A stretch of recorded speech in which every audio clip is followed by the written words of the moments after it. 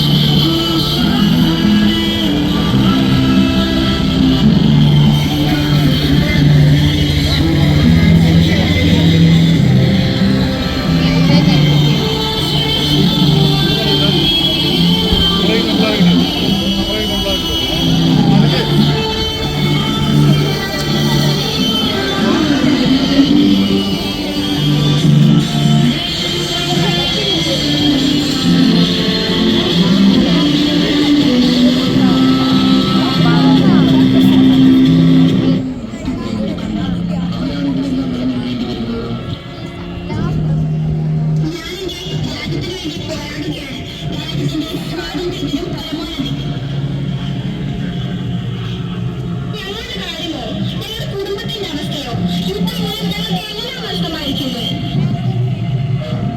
എനിക്കെന്റെ അച്ഛൻ തിരിച്ചു വീട്ടിലെത്തണം. യുദ്ധത്തിന്റെ എനിക്ക് താല്പര്യമില്ല. എന്തൊരു യുദ്ധത്തിന്റെ അർത്ഥം? എനിക്ക് എന്റെ എല്ലാം നഷ്ടമായിരിക്കുന്നു. എന്റെ വീട്, എന്റെ നാട്, എല്ലാം.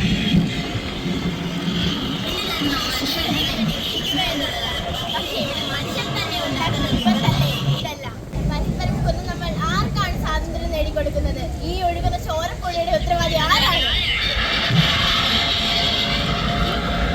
എന്റെ രാജ്യമാണ് പ്രധാനം. നമ്മൾ രാജ്യത്തെ പ്രതിരോധിക്കുക ചെയ്യണം. യുദ്ധം നടന്നോട്ടെ. എനിക്ക് എന്റെ രാജ്യത്തെയും രാജ്യത്തിലെ ജനങ്ങളെയും അവരുടെ സമ്പത്തും മാത്രം സംരക്ഷിച്ചാൽ മതി.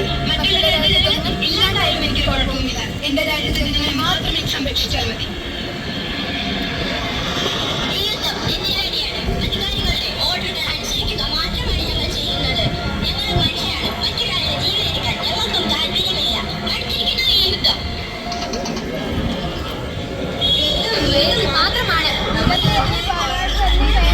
ഒരു മനുഷ്യനാണ് ഒരു രാജ്യത്തിനേക്കാൾ പ്രധാനം.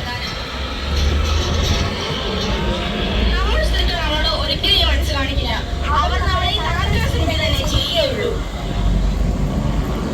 മാനവികതയുടെ ഏറ്റവും നീചമായ അവസ്ഥ കണ്ടവനാണ് ഞാൻ. എന്നാലും ഞാൻ സമാധാനം ആഗ്രഹിക്കുന്നു. അധികാരികൾ പറഞ്ഞത് ഞങ്ങൾ ഹീറോകളായി അറിയപ്പെടുവാനാണ്. പക്ഷേ ഞാൻ കണ്ടത് യുദ്ധത്തിൽ ചിതറി വീഴുന്ന ശരീരങ്ങൾ മാത്രം. യുദ്ധമെന്നും മനുഷ്യരാശിക്കെതിരാണ്. വിദ്യാഭ്യാസം കൂടുന്തോറും യുദ്ധത്തിന്റെ വിരുദ്ധറിഞ്ഞിട്ടും ഇന്നും നാം മറ്റുള്ളവരെ തകർക്കാനാണ് ശ്രമിക്കുന്നത്. ആർക്കു വേണ്ടിയാണിതെല്ലാം? എന്തിനു വേണ്ടിയാണിതെല്ലാം? നമുക്ക് ശത്രുക്കളോട് ക്ഷമിച്ചുകൂടെ? അവരെയും ചേർത്ത് പിടിച്ചു പുതിയ ചരിത്രം സൃഷ്ടിച്ചുകൂടെ? മറ്റുള്ളവരെ ഉപദ്രവിക്കുകയല്ല വേണ്ടത്, അവരെ സഹായിക്കുകയാണ് വേണ്ടത്. യുദ്ധം ആരെയും ഒരു നല്ല ഭാവിയിലേക്ക് നയിക്കുന്നില്ല.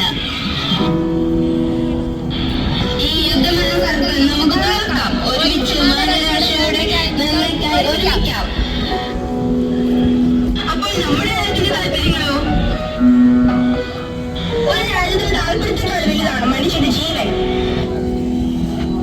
രാജ്യത്തിന്റെ താല്പര്യമല്ല, ചില അധികാരികളുടെ ആവശ്യം മാത്രമാണ്. നമ്മൾ അതിനെതിരെ നിൽക്കേണ്ടതാണ്. ഞാൻ എന്റെ സൈന്യത്തിന് വേണ്ടി സമാധാനത്തിന് പ്രയത്നിക്കും. സമാധാനം ലോകത്തിന് സമ്മാനിക്കാം ഒരു നല്ല നാളേക്കായി. നമ്മളാണ് ഈ രാജ്യത്തിന്റെ സ്വത്ത്. നമ്മൾ മനുഷ്യ ജീവന് വേണ്ടി പോരാടണം. വരുവിൻ സുഹൃത്തുക്കളെ, നമുക്ക് സ്നേഹം പൂത്തുവരുന്ന ഒരു പുതിയ ലോകം പടുത്തുയർത്താം. യുദ്ധത്തിന്റെ മുറിവുകൾ മുടക്കി ഒരു നല്ല നാളേക്കായി നമുക്ക് സൃഷ്ടിക്കാം. യുദ്ധത്തിനുള്ള ഈ പള്ളിയിൽ പലരുടെയും ജനങ്ങളെ ഒരുമിച്ച് നമുക്ക് ഈ ലോകത്തിൽ ഒരു മാറ്റം കൊണ്ടുവരാം.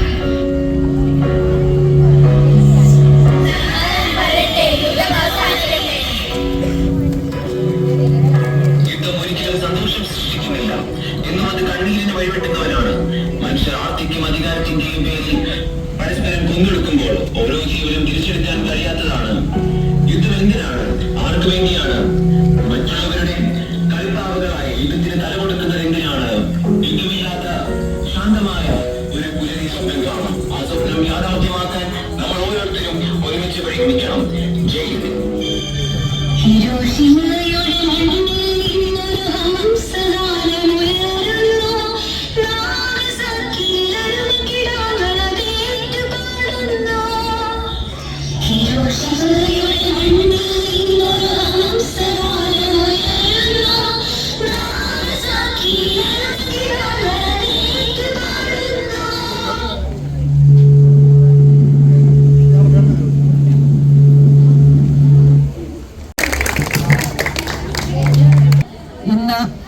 ഇന്നിവിടെ അവതരിപ്പിച്ച ഫ്ലാഷ് മോബും തെരുവ് നാടകവും കുട്ടികൾ കുറച്ച് എഫേർട്ട് എടുത്ത് തന്നെയാണ് അവിടെ പഠിച്ചത്. അതിന്റെ പിന്നിൽ പ്രവർത്തിച്ചത് നമ്മുടെ BEd സ്റ്റുഡൻസ് ആണ്. അവരോട് ഞങ്ങൾ ഒരു പരിപാടി അവതരിപ്പിക്കണമെന്ന് മാത്രമേ പറഞ്ഞിരുന്നുള്ളൂ. പക്ഷെങ്കിൽ അവര് നല്ല രീതിയിൽ അവർ കഠിനാധ്വാനം ചെയ്ത് തന്നെയാണ് ഇന്ന് ഈ പരിപാടി ഇവിടെ അവതരിപ്പിച്ചത്. BEd സ്റ്റുഡൻസിനോടുള്ള എല്ലാ സ്റ്റുഡൻസിനോടുമുള്ള പ്രത്യേകം നന്ദി അറിയിക്കുന്നു. ഇതിനകത്ത് പങ്കെടുത്ത എല്ലാ കുട്ടികളോടുമുള്ള നന്ദിയും സ്നേഹവും അറിയിച്ചുകൊണ്ട് നിർത്തുന്നു.